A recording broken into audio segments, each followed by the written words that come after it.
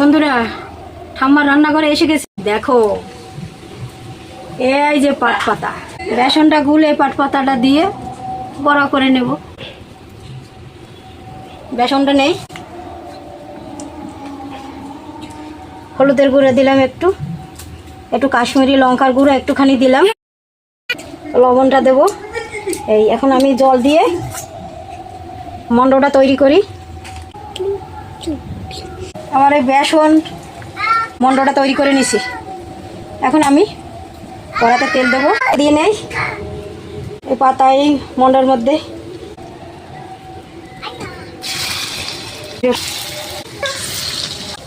বন্ধুরা দেখো, এখন আমি এক এক করে তুলে নিই।